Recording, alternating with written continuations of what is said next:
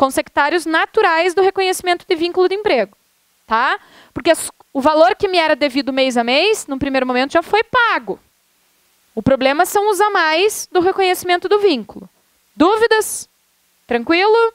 Tá. Agora, aí eu tenho que pedir o vínculo primeiro. Senão fica estranho eu começar pedindo o 13º se não tinha nem vínculo. É mais bonito eu pedir o vínculo antes. Mas eu digo para vocês que a FGV não vai deixar de corrigir a peça de vocês se vocês colocarem primeiro um desses outros pedidos. Na prática é uma coisa meio estranha, o juiz vai dar uma bronca. Uma bronca mais, uma menos de juiz também não está fazendo diferença. Ok? Tá? Muito bem. O que mais ainda para vocês, pessoal? O que eu tenho que tomar cuidado, né?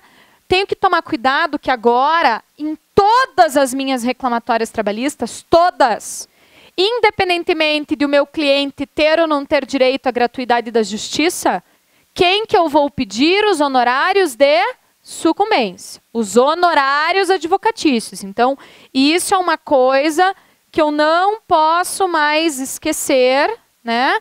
Que é de fazer o pedido lá nos honorários, então, advocatícios. Perfeito? Isso é uma coisa que eu tenho que tomar cuidado nas minhas peças. Gratuidade da justiça depende, eu tenho que avaliar o caso, o que a questão está me dizendo. Né? Muito bem. Aí, finalizado o mérito, vou fazer lá os pedidos. E lembrando aqui, ó, que eu já me taxei aqui, não esqueça de indicar valor. Em cada item desce do mérito, como é o nosso esquema mental, é fato, fundamento e pedido, na hora que eu fiz o pedido, no final eu já coloco no valor de reais, cifrão, o quê? Reticências. E daí na hora que eu vou fazer a repetição lá, de forma resumida, eu coloco no valor do lado também? Coloco, porque tá para indicar que o troço tem valor mesmo. Né? A gente repete mesmo, não tem problema nenhum. Requerimentos finais. O que eu vou pedir, pessoal? Notificação do réu, né?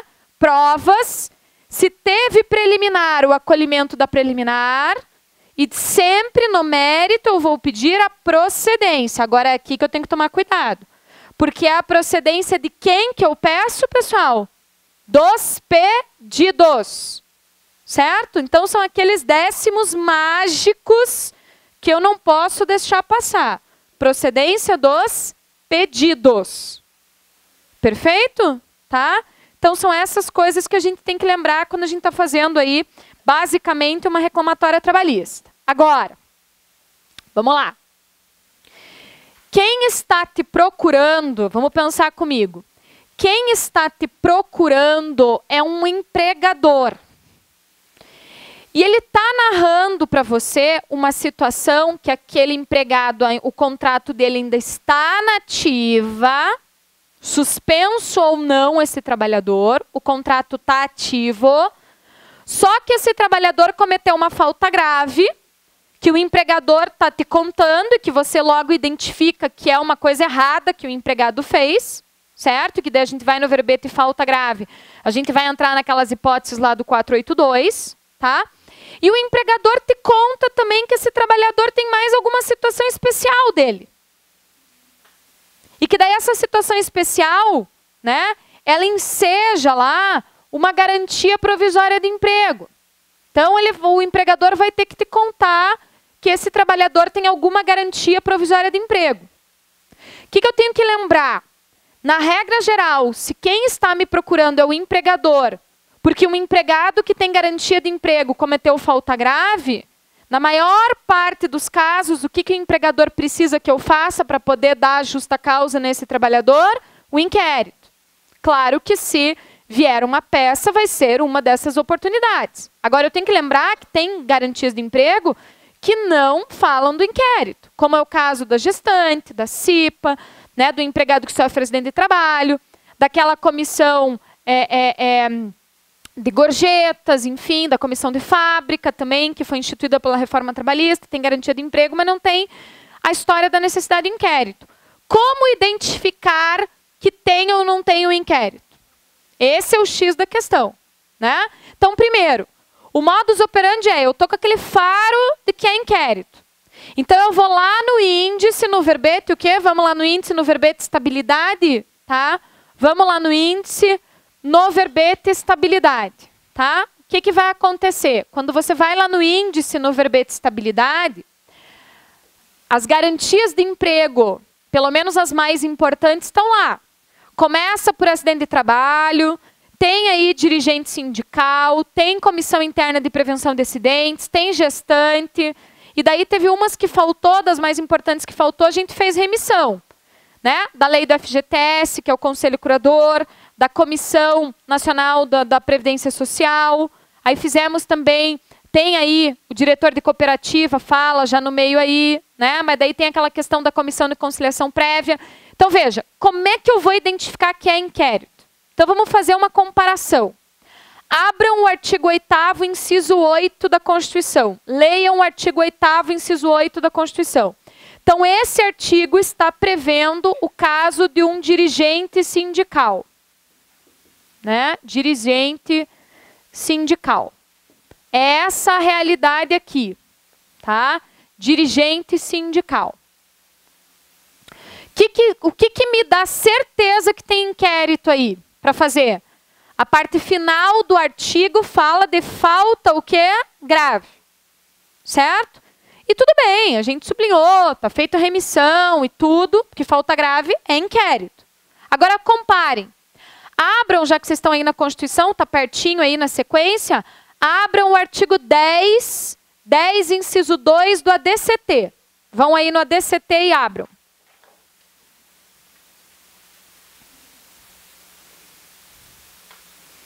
Quais são os personagens que eu tenho aí, pessoal? CIPA e gestante, não é isso? Fala nesses dois artigos, fala alguma coisa de falta grave? Não. O que significa que não precisa do inquérito.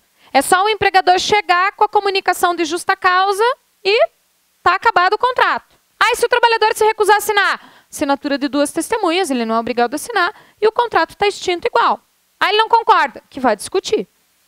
Ficou claro isso para vocês? Agora, para esses outros casos que a lei fala em falta grave, o empregador pode operar a extinção do contrato? Não, ele vai precisar ajuizar o inquérito.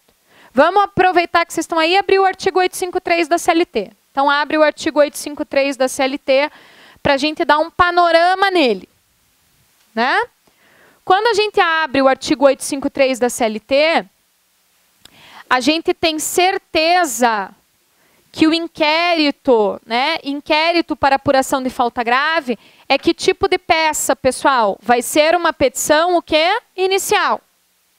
Se é uma petição inicial, qual é o esqueleto dessa petição inicial? O mesmo. Endereçamento, qualificação, preliminar, mérito, pedidos e requerimentos finais. Então, né, é isso que eu vou colocar lá no meu papel. Endereçamento, qualificação, preliminar.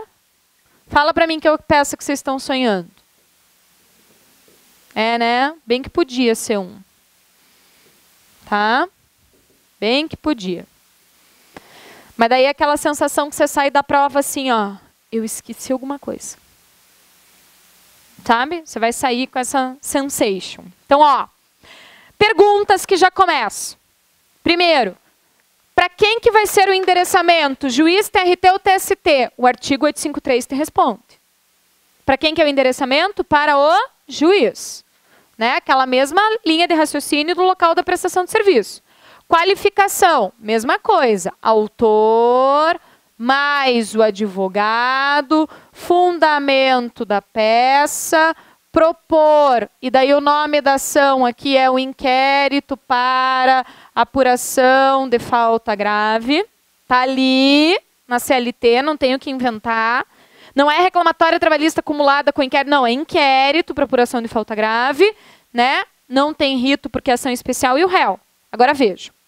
Qual vai ser o grande X aqui? Quem que é o autor? Que daí eu que tenho que cuidar no meu modo automático. O autor é o empregador. Empregador.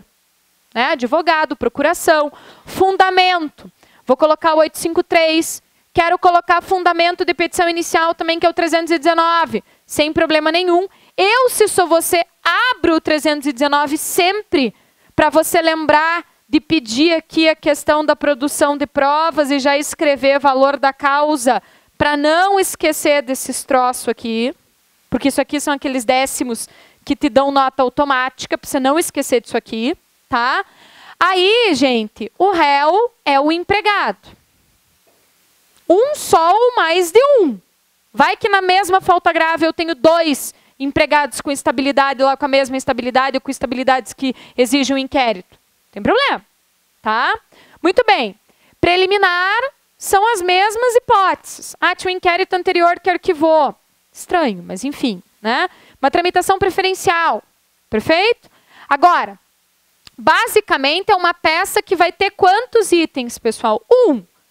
Em que eu vou narrar que tem a estabilidade que precisa do inquérito, vou dizer qual foi a falta grave e vou pedir que o juiz reconheça a falta grave e declare o contrato extinto por justa causa.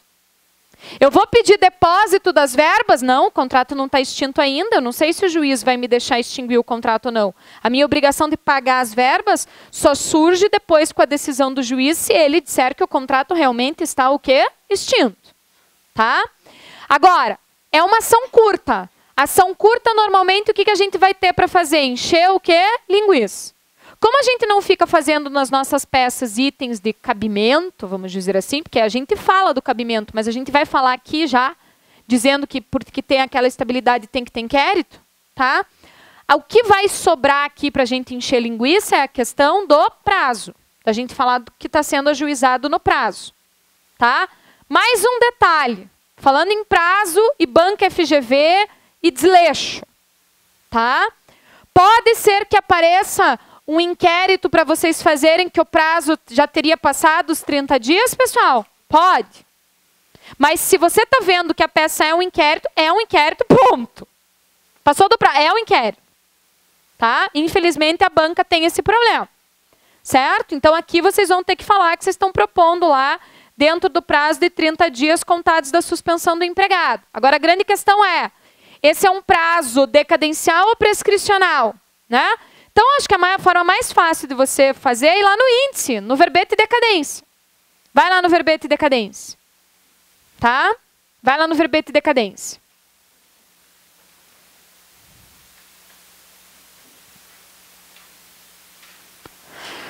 No verbete de decadência tem rescisória, tem inquérito e tem mandado de segurança. Pronto. Achou que o prazo é do tipo quê?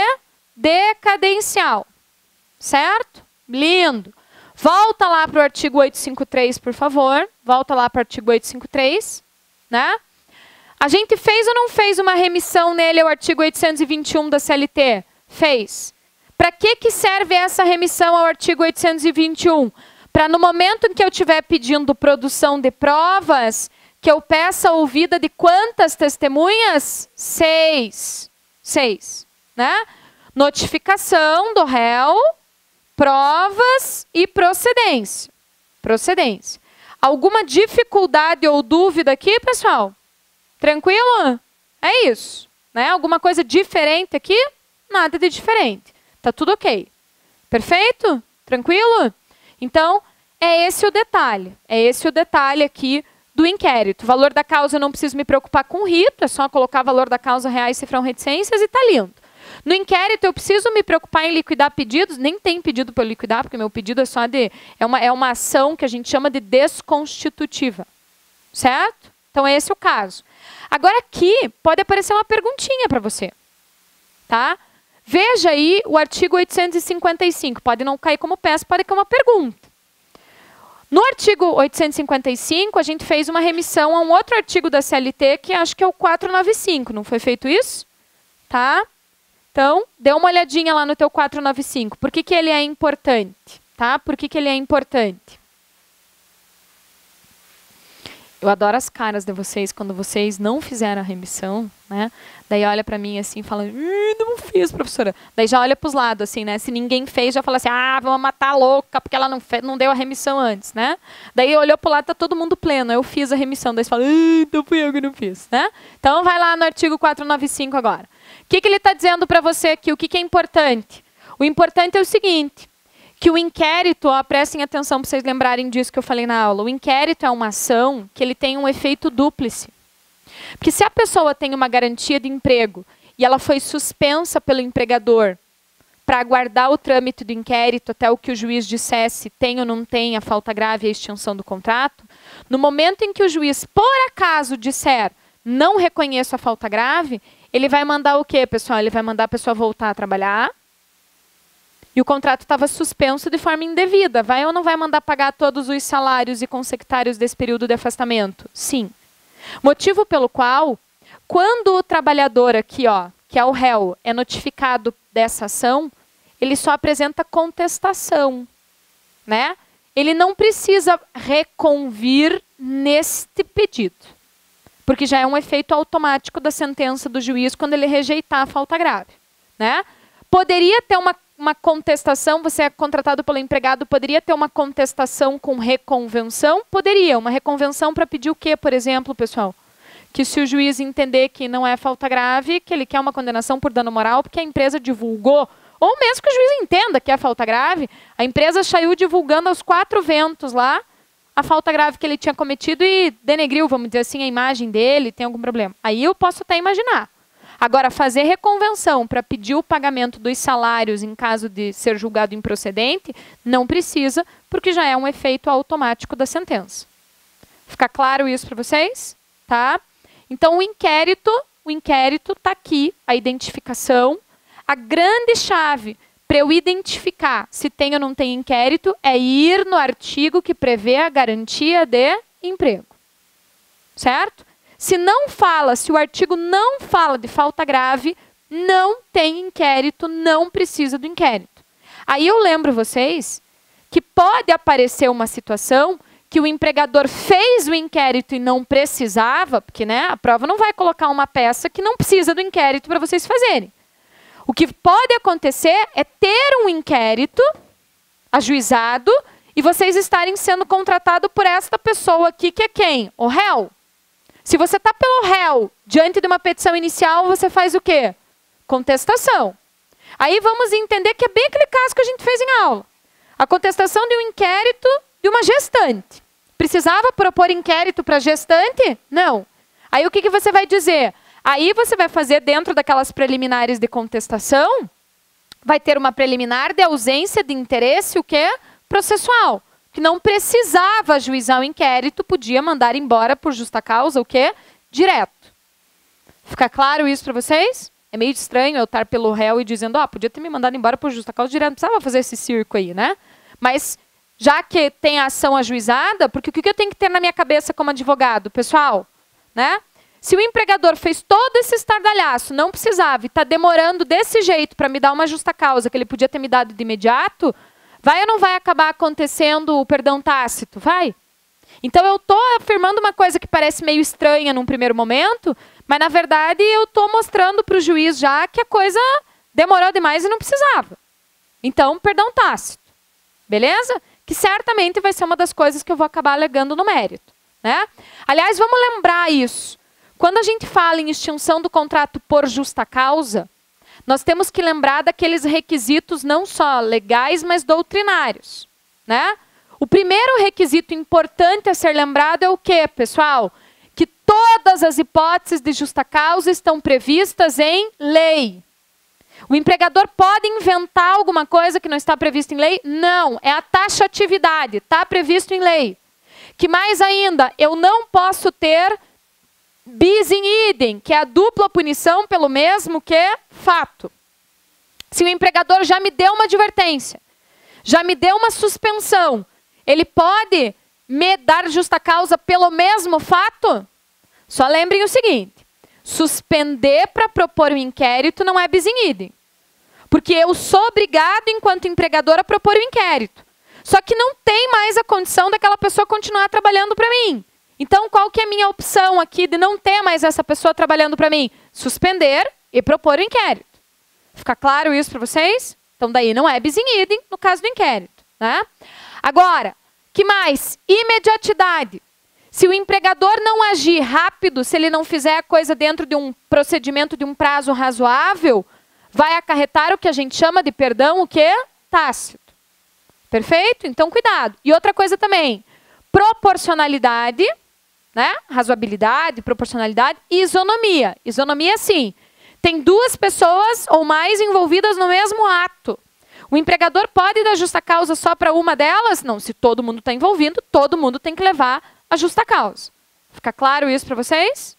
Tá? Então, cuidado. Só que pode acontecer de ser, por exemplo, um grupinho lá de 3 pessoas e 2 não precisar do inquérito e uma precisar. Então, o empregador vai dar a justa causa direto nas 2 que não precisam do inquérito e na outra ele propõe o inquérito. Perfeito? Isso pode cair numa pergunta para vocês. Tá? Dúvidas?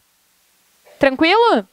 Agora, poderia parecer pegadinha, mas poderia parecer exatamente esse caso que eu falei. São 3 empregados envolvidos. Ó, 3 empregados envolvidos no mesmo fato e um deles só é dirigente sindical. O que você vai fazer? O inquérito. Só que você vai colocar no polo passivo só quem? Só o 1. Você precisa colocar os outros 2? Não. Aliás, está errado se você colocar os outros 2. Porque os outros 2, se eles não têm a estabilidade do dirigente sindical, o empregador pode dar a justa causa o quê? Direto. É a típica peça que se cai e você coloca os 3 como réus, vai ter um desconto de nota para você ter colocado esses 2 que não podia ter colocado. Perfeito? Dúvidas? Tranquilo? Tá. Agora, se eu estiver na minha mão com uma sentença ou um acórdão, no natural das coisas eu faço recurso. Agora, se o enunciado da questão me disser expressamente que o prazo para recorrer já passou, que o prazo para qualquer medida decorreu em habeas, que transitou em julgado, então quer dizer, não tem mais recurso cabível, tem que me dizer isso diante da última segunda fase, isso ficou muito claro para nós, tem que dizer. Eu não posso me fincar numa data lá, tem que dizer que o prazo para recorrer já era, tá? Aí eu vou fazer ação o quê? Rescisória, tá? Então veja só, se vocês forem lá no índice, vocês vão chegar e eu quero que vocês abram o artigo 836 da CLT, tá? Então vamos abrir o artigo 836 da CLT primeiro.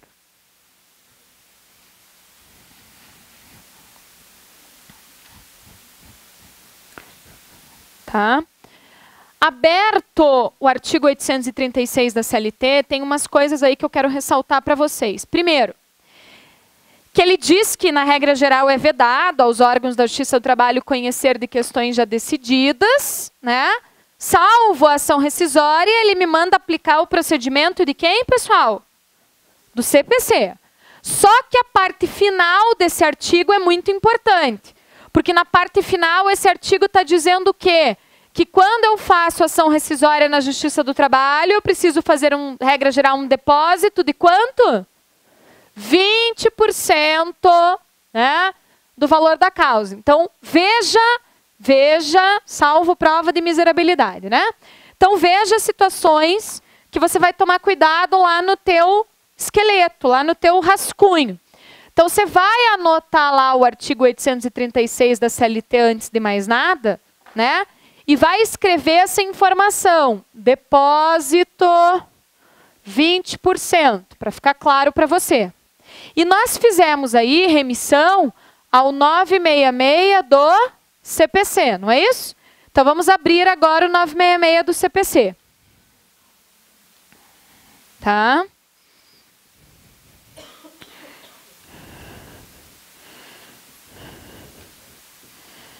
Então, você pode abrir aí o 966 do CPC. E daí, veja, primeiro ponto é passar os olhos nesse capítulo aí, nessa seção da ação rescisória no CPC, 966 do CPC. Então, veja, o 966 do CPC fala de quando a ação rescisória é cabível. Vai indo junto comigo aí. Aí tem também aí, vamos dar um bizu, o 967 falando de legitimidade para propor ação rescisória. E o 968 me confirma que peça que ela é uma petição o quê? Inicial. Tá? Uma petição inicial, certo? Gente, cuidado com o que vocês estão sublinhando aí a mais de caneta, circulando, fazendo quadrado. Não me faça essas coisas, porque pode dar bosta no dia da prova. Você está aqui na revisão comigo, você não trouxe teu CPC, lá já está sublinhado, não sublinhe nada mais, pelo amor de Deus, tá? A tia continua com os olhos de águia aqui em vocês, né? Como de costume, certo? Mas é tudo para proteger vocês, tá? E a outra coisa que eu quero ressaltar de novo, aproveitando o momento, inclusive. Lembrem que nós falamos nas aulas que o fiscal pode olhar ele vai olhar o teu material no início, mas ele pode olhar durante a prova. Então, por favor, não comecem durante a prova a fazer rabiscos no material, porque como é que você vai provar para esse cara que se ele vier fiscalizar o teu material no meio da prova, que você fez o rabisco agora, que o rabisco não estava lá? Você entende aquela coisa de circular, de repente, o artigo 968 e escrever inicial? Sabe um troço assim? Tá? Não faça isso. O máximo que você pode fazer, pessoal, tá? Na minha visão, sei lá, é dobrar a orelha da página, ou sabe aquelas dobras de página que... No Vademecum tem as fitas, mas na CLT não tem. Sabe aquelas dobras de páginas que a gente faz para ver onde está a página de um troço que eu vou usar? Quem sabe é dobra de página, mas olha, você tem que ver bem como é que é o ânimo do fiscal na tua sala. Porque se o cara começar a querer depois implicar com você, ele vai implicar por causa de nada, tá? Porque eu concordo com vocês, que olhou só no começo e depois não olha mais. Mas não, o edital diz que ele pode olhar a todo momento na prova. Então, se você começa a fazer flechas, círculos, né, escrever coisa no teu código, mesmo que seja durante a prova, como é que você vai provar para esse ser depois que não estava assim antes? Que você fez agora, tá? Então, cuidado com isso, beleza? Então, veja, tá olhando aí ainda com o CPC. 968 já te disse que é uma petição inicial. Ufa, ai, que bom. Já tem a estrutura da peça na minha cabeça. Tá. Aí você tem aí na sequência o 970, que interessa, porque ele fala que o réu vai ser notificado para contestar. Aí tem o 972, que fala aí de questão de produção de provas, e o 975, que fala do prazo para propor ação rescisória. Certo? Então, eu já dei uma olhada natural das coisas e já vi que é uma petição, o quê? Inicial. Né? Muito bem. Se é uma petição inicial, eu posso escrever já o esqueleto da petição inicial, só que agora eu vou confirmar que realmente é uma ação rescisória, porque eu tenho que fazer o quê, pessoal? As hipóteses de cabimento de ação rescisória, elas são exemplificativas ou são taxativas? Taxativas. Normalmente, eu acho que para vocês, eu não posso dizer que é só isso, mas para vocês, numa prova, o natural vai ser violação de norma jurídica. Tá? Ou talvez uma violação de coisa julgada, ou vocês estão atacando uma decisão proferida por um juiz absolutamente incompetente. Fica claro isso para vocês? Tá? Aí o absolutamente incompetente não está em nenhuma daquelas hipóteses do 114 da Constituição Federal. É alguma coisa nesse sentido que vocês vão fazer, possivelmente. Aí, pessoal, nesse momento, você já conversou lá com o artigo 966, né? Então, abre o artigo 966 para você ver como é que você vai conversar com ele. Você vai falar com os incisos do 966 mesmo. Né? Então, você vai olhar aí para o inciso 1. Foi proferida por corrupção, concussão, prevaricação do juiz. Né? Inciso 2, juiz impedido ou absolutamente incompetente. E vai. E aí você vai encontrar, então, em qual dessas hipóteses isso se enquadra. Beleza? Então confirmei, vamos supor... Confirmei que o meu caso é uma violação de norma jurídica. Então, eu inciso 5. E daí quero dizer mais para vocês. Se eu vou falar que é violação de norma jurídica, eu posso deixar, num primeiro momento, assim, na prática, eu poderia deixar genericamente a violou norma jurídica, eu tenho que dizer qual? Tem que dizer qual. Mas isso você vai dizer onde? Aqui no mérito. Vamos supor que na hora de achar qual é a norma jurídica que está violada, eu acho que nesse momento aqui você já vai dar lá uma procurada, sabe? Para deixar a coisa já meio esquematizada na tua cabeça. Mas vamos supor que você procurou 10, 15 minutos, não achou. Larga a mão de achar qual é a norma jurídica violada e vai para a estrutura da peça. Perfeito? Vai para a estrutura da peça, não esquece isso. Tá? Então, endereçamento. O que a gente tem que lembrar aqui para o endereçamento? Pessoal, aquele nosso esqueminha. Que quem caça decisão de juiz é TRT. E daí os tribunais reanalisam seus próprios atos. Mas possivelmente, no dia da prova, eu vou estar nervoso e eu vou escrever juiz TRT, né? E daí eu vou fazer o seguinte, aqui, ó, vou escrever TRT, TST, e daí quando chegar no TST, não posso ir para Marte.